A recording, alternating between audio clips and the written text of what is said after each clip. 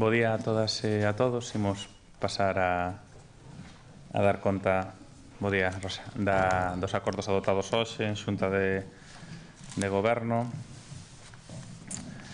e poñerme o voso dispor para calquera cuestión que queirades preguntar sobre estos, sobre asuntos de carácter local ou logo, ao final, nacional ou internacional. Os primeiros puntos teñen que ver con licencias. Hai un grupo de licencias vencelladas a todas as obras de restauración que se están a dar na catedral. Así, unha das primeiras licencias é aquela para realizar a restauración das cubertas da ala norte do claustro da catedral. E o seguinte punto é tamén a licencia para realizar a restauración da fachada sur e oriental do claustro e o esconce da torre do tesouro da catedral, ubicado na fachada de Praterías.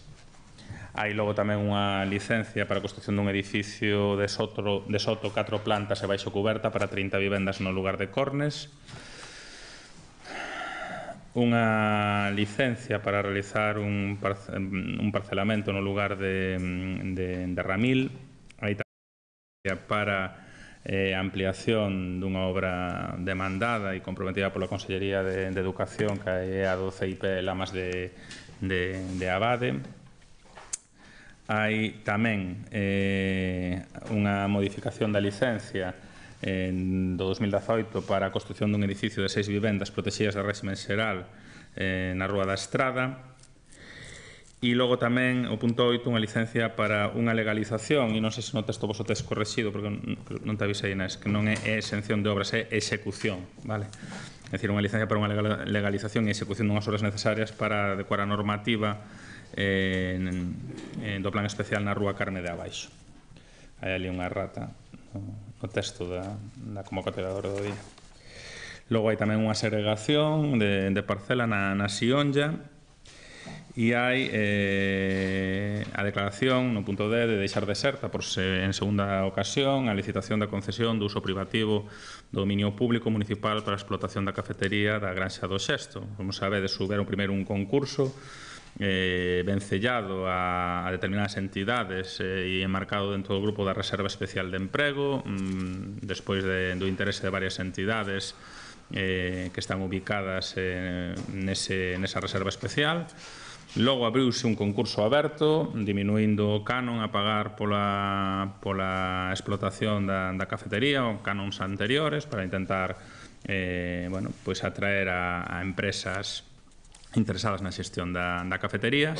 E a pesar da diminución do canon, coido que só se presentou unha oferta que logo foi retirada, co cal nos vindeiros días estudiarase que canle pode quedar dentro do proceso de contratación para intentar darlle cobertura de cara ao Bran á Granxa do Xesto.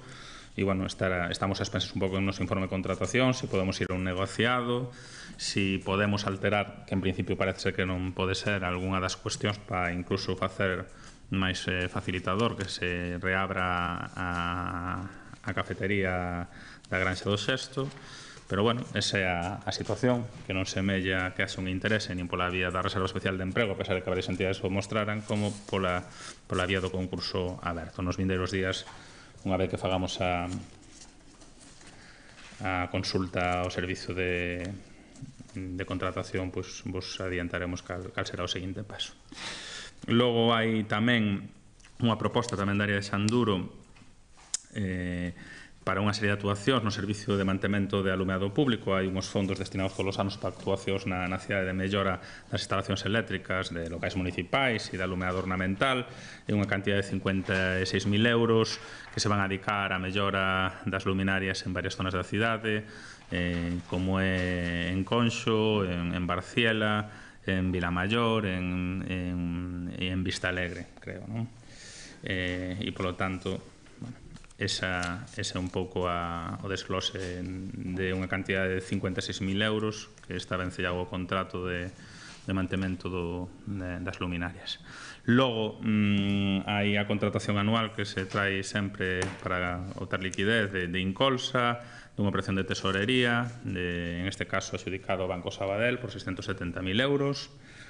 Hai tamén unha adxudicación dunha licitación que son todas as obras de mellora de equipamentos deportivos e sociais na parroquia de Figueiras, que está vencellado ao posto da Diputación de 2018 e que sale a licitación por unha cuantía de 255.000 euros. Eran unhas obras demandadas dende hai moitos anos na parroquia de Figueiras que agardamos, unha vez que están adxudicadas, iniciar toda a tramitación de sinatura de contrato, acta de replanteo, para estar no mes de abril obrando na parroquia cun período de execución que creo que son de 2 meses.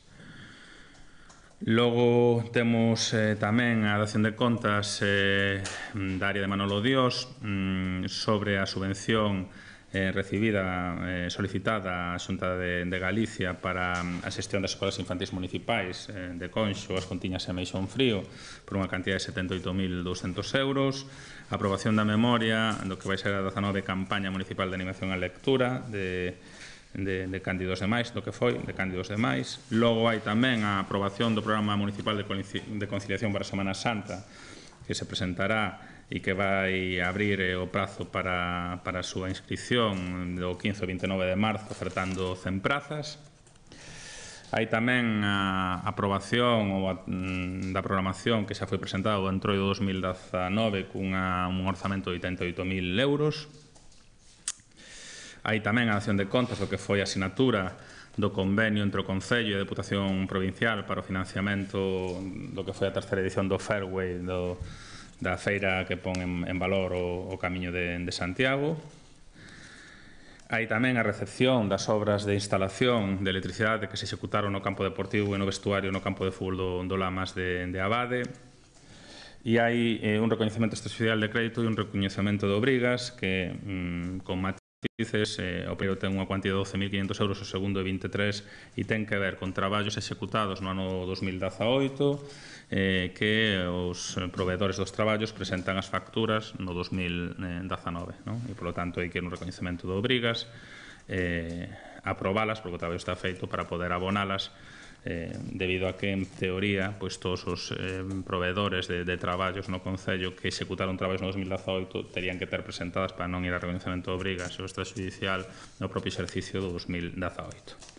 Hai no punto 22 ao punto 48 unha serie de proposta de beneficios fiscais sobre diferentes impostos municipais, regulado nas ordenanzas.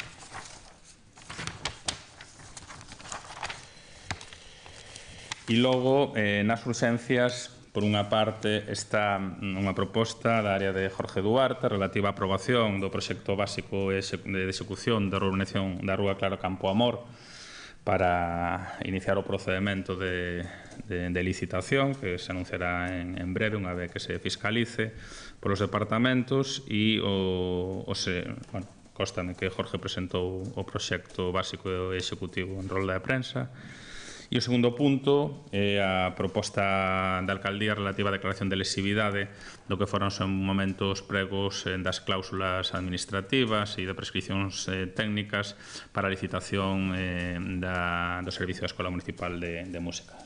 Mantendo a medida cautelar, sabedes que no seu momento o Concello detectou determinados errores no que foi a redacción dos pregos que non garantían a viabilidade da Escola Municipal de Música, tanto na cuestión da subrogación como na cuestión da viabilidade da propia escola. Solicitou os informes pertinentes e iniciou un proceso vencellado unha declaración de lesividade, para o cal había un prazo de 6 meses que ainda remata o mes que ven, para poder facer a proposta diante dos xulgados da declaración de lesividade. Entón, basicamente, o que se formaliza unha vez que se lle deu audiencia a empresas que se presentaron ao concurso, en principio, co plácet e de maneira pacífica, o que se fai é xa executar a declaración de lesividade, que é unha declaración que se presenta diante dos tribunais e que ten que resolver o o propio tribunal nos vindeiros meses. Estas son as cuestións que se acordaron hoxe en Xunta de Goberno, co cal, calquer cuestión sobre as mesmas ou pregunta que eu poda intentar respostar, estou vos a dispor, e se hai algún dato que precisades que non teña aquí, pois volo damos cando remate a rolda de prensa. Sí, sobre esta última, o próximo curso empezará entón co contrato, coa contrato, ou sen contrato? Bueno, en principio a medida cautelar está adoptada en base a un procedimento administrativo do cal se informara e bueno, non me quero anticipar porque ao millor dá tempo a tomar unha determinación de cara ao próximo curso. Todo dependerá de si hai algún tipo de resistencia, que non parece o caso, unha vez dada audiencia ás empresas, a declaración de lesividade e a dilixencia do xulgado, non haber resistencia, non? Entonces, non me quero anticipar, estamos comezando marzo e o que sei é que nos vindeiros días se tramitará diante do xulgado e cando teñamos unha información ao respecto, vos comunicaremos algo. E por que hubo que ter esa comunicación con todas as que presentaron oferta cando xa había unha proposta de adjudicación? Bueno, basicamente o principal problema é que a adjudicataria, non? Claro, que como dices, falou coas outras... Bueno, é unha maneira de falar. Basicamente creo que a concentración está ca cuestión da adjudicataria. É un procedimento reglado. A mí o que se me informa, en todo caso se seguiu, ainda que daba un mes de prazo para facer a declaración e anticipouse, entre outras cousas, por cuestións que ti acabas de comentar de diseñar unha solución a curto medio prazo para a escola, máis alá desta declaración de lesividade que de momento serviu para recoñecer erros na redacción do prego e para manter a plantilla municipal que ven prestando servicio na escola de música e tamén a viabilidade do servicio, non? Pero evidentemente a ninguén se lle escapa que hai que resolver tamén a orientación a curto medio prazo e para eso hai que finalizar este proceso. E que solución se formula para unha vez que se remate este proceso, entón? Que vamos a propor? Sí. Está sin decidir. Estamos debatindo sobre o tema ou estou autodebatindo comigo mesmo sobre o tema. 5 meses despois ainda. Sí. Son un chico que me tomo tempo para adoptar determinadas decisións, entre outras cosas porque a decisión agora é secundaria, é dicir, o que temos que pechar este proceso, non urxe que diga o que imos a facer en estes momentos, non? Sí, pero se no anterior o problema fora en esencia que non se daba a subrogación, supoño que terán buscado medidas para que sí se dea esa subrogación. Entre outras cousas, aconteceron cousas colaterais positivas sobre o proceso de declaración de lesividade porque xerouse xurisprudencia no Tribunal Supremo sobre as garantías de subrogación do personal, da cal temos constancia no Concello e tamén na representación sindical dos traballadores que non existían, e iso é unha boa nova que abre a futuro, bueno, que si temos que enfrontar unha nova licitación en caso de darse o caso, bueno, pois haxa unhas maiores garantías para poder garantizar a subrogación de personal, que era unha cuestión que non existía xurisprudencia e que en principio se indicaba que eso non era unha opción, como así se xerou o problema, non? Entonces hai constancia de xurisprudencia xerada ao longo destes meses que non ten nada que ver co proceso, pero que vai clarificando determinadas situacións, porque sabedes que o problema fundamental era un problema de adscripción a un determinado convenio dos traballadores e que non garantizaba a subrogación e o feito de que en caso de que cambiar de convenio implicaba unha diminución importante dos dereitos laborais e retributivos dos traballadores, que era a outro convenio que sí que podería garantizar a subrogación. Bueno, ese era o debate. E que pasaría nunha nova licitación, se para garantizar a subrogación os traballadores tiveran que acollerse outro convenio que diminuía os seus dereitos laborais de maneira importante, e etcétera, etcétera, etcétera. Entón, bueno, parece ser que se xerou unha xurisprudencia que independentemente do Concello, independentemente do convenio vinculado, parece ser que hai maiores garantías dunha subrogación e é unha boa noticia que valora moi positiva a asesoría xurídica e que valora dende a alcaldía se valora moi positivamente. Dito isto, Evidentemente, as opcións están en riba da mesa. A máis factible a cuestión dunha nova licitación garantizando a subrogación e o modelo da escola. Hai outras peticións que non se descartan con todas as dificultades que ten, que a da xestión directa, pero sendo conscientes de que ao tratarse unha competencia impropia e ao tratarse dun servizo en principio deficitario, a xestión directa é moito máis complicada, pero non está tampouco descartada. É unha petición que se fixo tamén dende a propia AMPA da escola e dende o propio BNG e que nos seguimos mantendo en carteira en paralelo a todo este proceso de lesividade a ver como remata.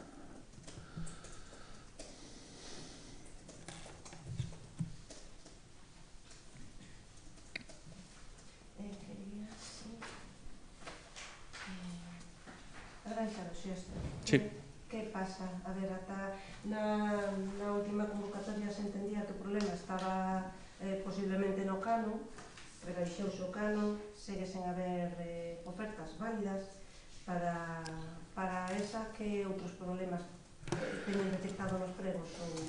Pois, a ver, na anterior non só había o problema do canon, non, senón que existía tamén fundamentalmente o feito de que de alguma maneira estaba circunscrito a reserva especial de emprego, é dicir, a un espazo de mercado que, como podedes saber, pois únicamente está ocupado por determinadas entidades. Pode ser, aquí estaban interesadas na Compostela e outras entidades do grupo Kogami, e que aí entendíamos que pudera existir maiores dificultades a hora de poder competir nun concurso. Neste caso, é certo que non só se abriu a un concurso público aberto, senón que diminuiu o canon respecto a outros canons que tivera con anterioridade a Granxa, non? Pois semella que non é ao mellor suficiente, non? Pois que ao mellor cambiaron as condicións de mercado, ou se entende que para os meses de explotación que hai, que son os meses de verán, o canon que en outro momento estivo vixente e que se disminuiu para esta convocatoria, pois que ao mellor hai que disminuílo máis. E ao mellor vámonos a outro paradigma de seguir disminuindo o canon a pesar dos estudios económicos, porque ese canon calculase por estudios económicos no servicio de contratación, para, como se fixo no seu momento ca cafetería da estación de autobuses ao longo destos anos, ou ca propia cafetería do auditorio, que levaban pechadas moito tempo, pois poder darlle prestación de servicio, non? É certo que tanto por Tusa, cando volvimos a cubrir anos despois a cafetería da actual estación de autobuses, como despois de tamén anos volvimos a reabrir a cafetería ao longo deste mandato do auditorio, pois hubo que diminuir o canon, igual que esta vez, pero que ao mellor, no caso da Granxa, ao tratarse dunha explotación de 3-4 meses de temporada alta, pois hai que volver a diminuir, peso que din os informes económicos, e encargar novos informes de cálculo do canon. É o que nos queda, pois intentar facela todavía máis competitiva, porque pois ao mellor o canon que había con anterioridade, que era asumido e que pois a día de hoxe non é asumido. Ese é unha intuición, porque non... É certo que se hubo unha rebaixa importante e hoxe valorábamos que mellor tiña que haber unha rebaixa maior. O problema é que eso non podes tomar unha decisión política caprichosa, ten que estar justificado, non? Entón, o feito de que quede deserto sí que demostra que eu creo que dá base para recalcular o canon outra vez a baixa e buscar o que debe ser a finalidade fundamental. Evidentemente non pode ser deficitario para unha institución a prestación de servicios e instalacións propias, pero é máis importante que haxe ocupación, uso e que se preste servicio á cidadanía, que foi o que se priorizou no caso da estación e no caso do auditorio. E se hai que rebaixar o canon, pois haberá que recalcular outra vez o canon, pedir os informes e volver a sacar o proceso. Creo que habría posibilidade de irnos a un negociado directo, máis rápido, pero creo que aí habría que manter en principio o canon deste concurso e eu creo que imos máis directos e volvemos a pedir informes e a recalcular o canon por segunda ou terceira vez a baixa. Sí. Alguén algunha pregunta máis sobre a Xunta de Goberno? Non? Pois imos aló. Sí, quería ver o pleno extraordinario que se visitou o PP, está convocado, vai non convocar, en que prazo, ou vai deixar que pase o prazo que era a súa competencia e que se convoque automáticamente? Non, eu creo, levo casi 12 anos vencellado a administración local e nunca deixei conscientemente incumprir un prazo, e non vai ser esta vez, non hai unha data decidida, hai un marxe en código que según se me transmitiu por Secretaría Municipal até o 15 de marzo, e eu supoño que ao longo da semana que ven tomarei unha decisión e farei tamén unha consulta ás portavocías para intentar conciliar data, e a próxima semana vos lo anunciaremos, pero non está previsto convocalo como non pode ser de outro xeito, nunha solicitude arreglada e cos votos necesarios para convocalo.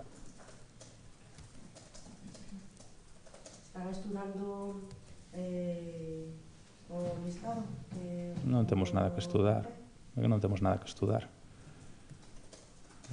Sobre eso están feitas todas as valoracións, non?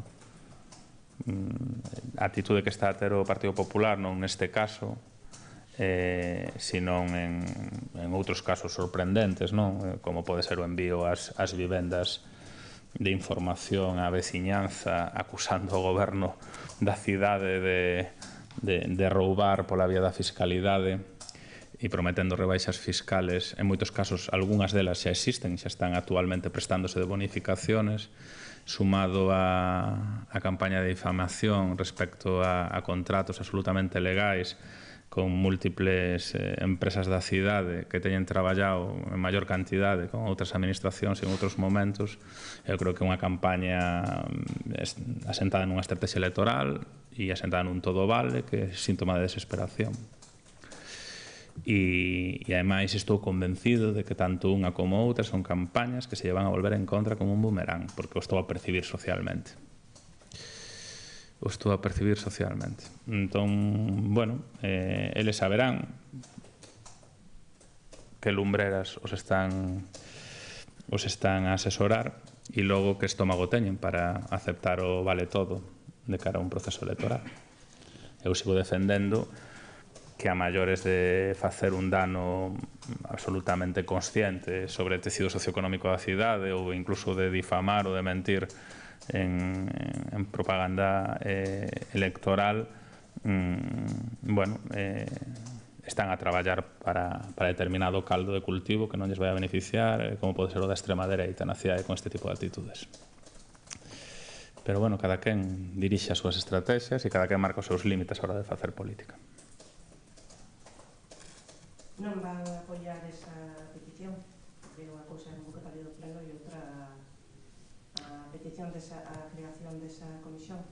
No seu momento fixaremos posición. A miña opinión persoal evidentemente é a de rexeitar unha creación dunha comisión que únicamente o que busca contextualizarse nun clima preelectoral e tamén nunha difamación permanente, non? E nós non imos a participar dese xogo de difamación nin de emprego de institución para unha estrategia electoral a un pouco máis de 2 meses dunhas eleccións municipais. Eu creo que hai que ser serios. Se se quere que comisións municipais funcionen, hai que ter tempo para facer traballo e hai que ter vontade de demostrar a veracidade das denuncias e non entrar en difamaciones nin en danos irreparables. Nós non imos a darlle continuidade a un xogo que nos está a parecer infame, ou polo menos esa é a miña opinión, que non teño de momento debatida no grupo porque non teño tomado ninguna decisión da convocatoria do pleno e normalmente nos reunimos e debatimos os asuntos. Outra cuestión é o que decida o conxunto da corporación.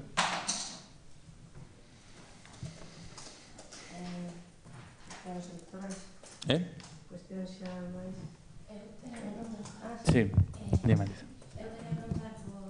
Bueno, a Venega reclama maior transparencia no tema da depuradora en relación a avanzas na sección que se anunció onte, porque, bueno, Leti afirma que a promesa de convocar unha xunta de portavoces extraordinaria cando avances as negociacións, pois que creo que chega, di que, bueno, que as administracións teñense que comprometer por escrito a cantidad de porcentaxe da aprobación dos fondos.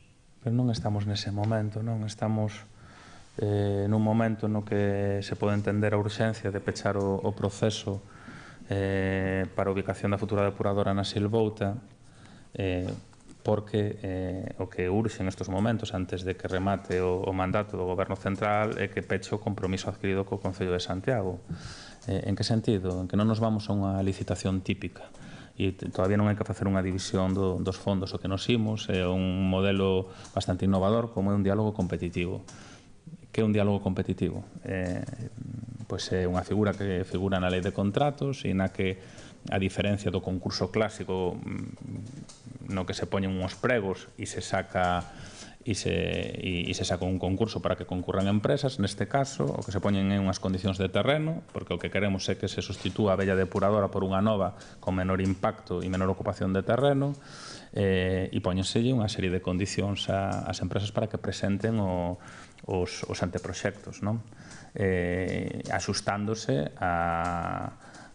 ás condicións do terreno, axustándose á necesidade de optar aos fondos europeos.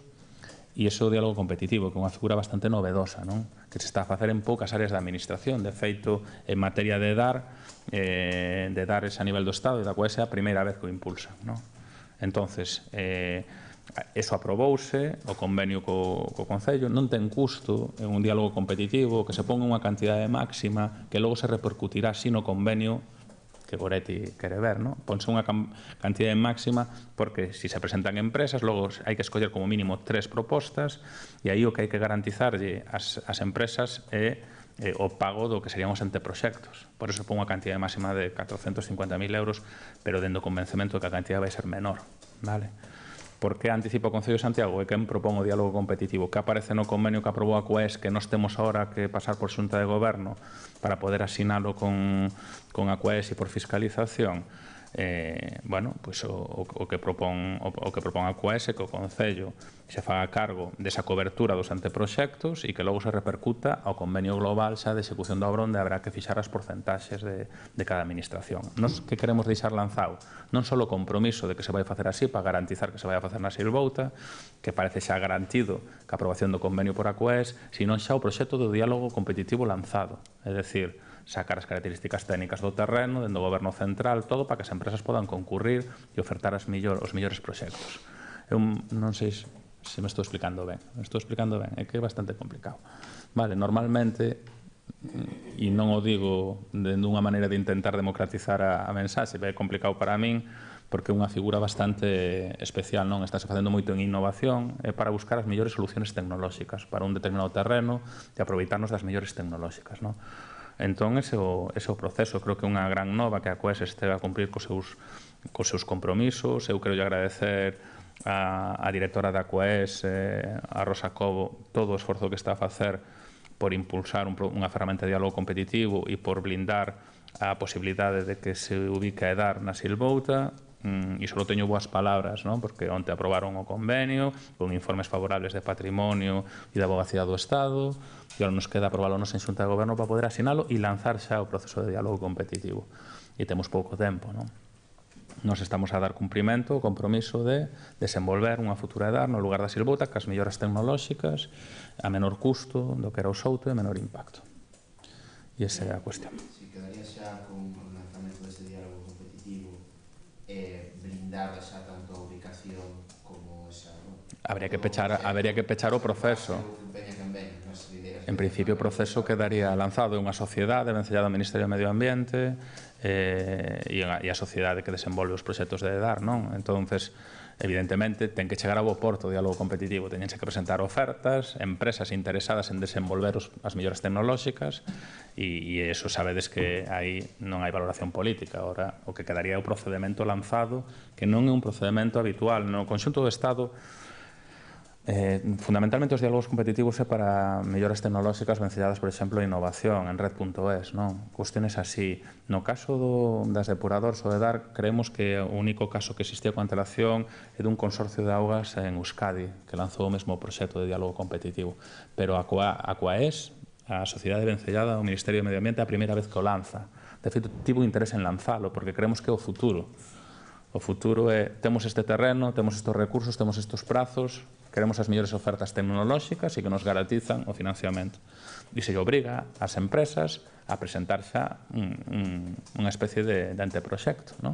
E daí se escollen os 3 millores para facer unha adxudicación. Vale, entón, aí o que se fomenta a innovación e as solucións tecnolóxicas que queremos para desenvolver na Silvouta a futura EDAR. E teñen partida para asumir, porque en que di que pode ser menos o importe, Temos partida. hai que garantir polo menos 450.000 euros e se van lanzar xa, hai partida? Hai partida porque as...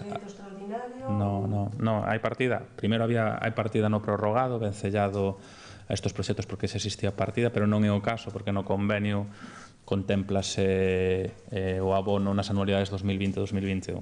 Vale. Entón, en caso de que fora na anualidade do 2019, habería partida, pero o abono se contempla nas anualidades 2020 e 2021. Iso significa que o diálogo competitivo non se vai pechar hasta 2021? Non. De feito, nos calculamos un proceso moito menor para que se peche, pero sí que habería partida agora e creemos que é unha cuestión asumible en 2 anualidades para unha cidade como Santiago, cando estamos a falar dun proxecto que no seu momento nos outros se movía sobre 80 millóns de euros e cando estamos a falar no caso da Silvouta por unha cantidad inferior que se movería en torno aos 50 millóns de euros e cando estamos a falar que neste caso é o Concello que adianta os fondos pero que este pago se repercutiría logo no reparto do convenio, o cal non é algo que estemos pagando a maiores. Eu estou contento e só teño palabras de agradecemento para o traballo destas semanas porque a interlocución é moito, os servicios técnicos do Concello con a CUES e a interlocución miña personalmente ca directora da CUES, a verdade é que foi impecable e houve vontade de cumprir co compromiso e eu estou satisfeito.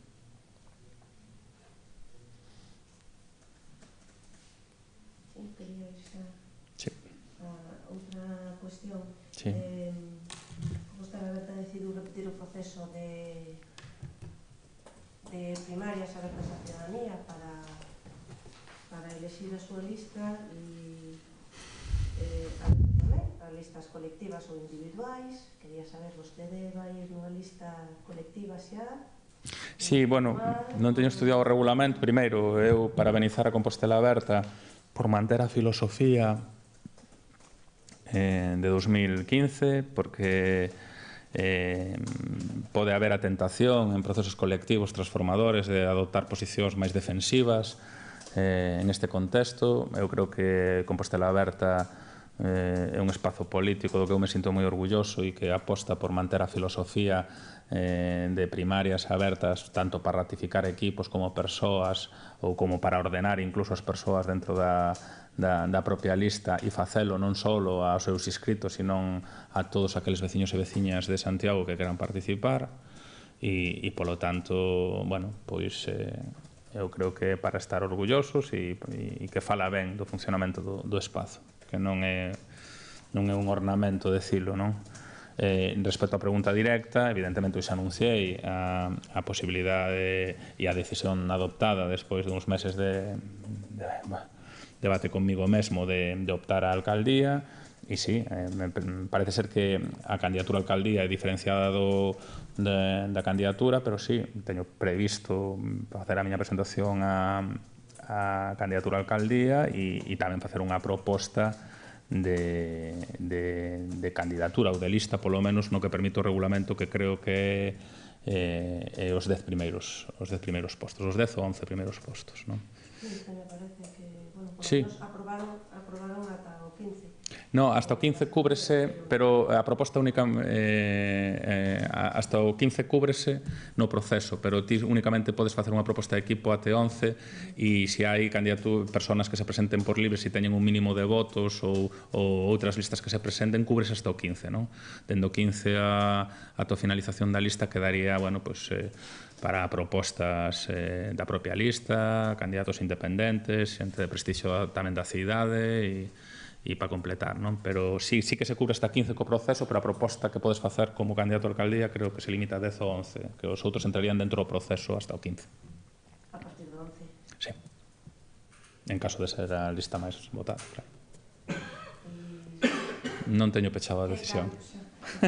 E de verdade, eso é de verdade, A semana hai de límite, creo que hasta o de marzo. A semana que ven teño unha serie de roldas de contactos outra vez co equipo. Teño unha vontade de que haxa unha continuidade importante do equipo. Constame que hai disponibilidades persoais diferentes. Teño que testalas a semana que ven e onde non pode haber continuidade do equipo, evidentemente vai haber propostas novas e o pecharei ao finais da semana que ven. Recostalle que xa algúns dos seus actuais membros do equipo de goberno xa non queren, non están en disposición de repetir.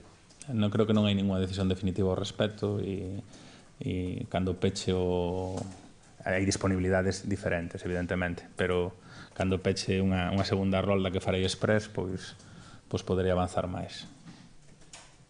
Dado vostede de integrar tamén a membros de Podemos, que xa fixo as primarias con anterioridade? Teño vontade de facer a mellor das candidaturas, como non pode ser de outro xeito, non son sadomasoquista, de sumar todo tipo de diversidade que está en Compostela Aberta e, evidentemente, de integrar todas as potencialidades. Aquí non sobra ningunha sensibilidade, ademais actúase en clave unitaria no espacio de Compostela Aberta, todos os compañeros de diferentes partidos, plataformas, sensibilidades, e desarmaron as posicións en clave de Compostela Aberta, e o lóxico é poder sumar perfiles, sensibilidades e ir todos a unha, porque o reto non é menor que volver a reeditar a alcaldía e seguir liderando a nova etapa que hai na cidade dende hai 4 anos. Pendente desas conversas e dos perfiles que quede para a súa lista, canto conta que poden repetir, que porcentaxe poderían repetir? Non che podo decir a día de hoxe. E ademais é sincero, non che podo decir. Ademais é sincero totalmente. Creo que hai hasta o 10 de marzo de límite para presentar a lista e non sei se exprimirei totalmente o prazo, pero sí que o pensarei eu e colectivamente. Evidentemente, isto non é unha decisión personal. Aquí eu aprendín ao longo dos anos a non actuar en clave cesarista, sino a colectivizar as decisións e a escoitar tamén a xente, que creo que é moi sano. Entón, e a dubidar moito para acertar finalmente. Imos, se non vos importa, e non é por escapar, rematando, porque era as 12 menos cuarto. Tiña que estar as 12:45 noutro sitio, moi ben. A última se... Sería unha valoración súa, entón, da retirada da primeira liña política de Alexandra Fernández e que, bueno, me parece que está pensando incluso en deixar a nova. Non teño ningunha valoración feita en clave personal, desexolle o mellor a Alexandra no seu futuro, sexa cal sexa o seu camiño, pero o respeto máis alá da cuestión persoal e da relación que podo ter con ela e dos meus mellores desexos, como eu agardo que outros e outras teñan no momento en que eu decida pasar a outras ocupacións, pois non vou facer ninguna valoración máis alá disso.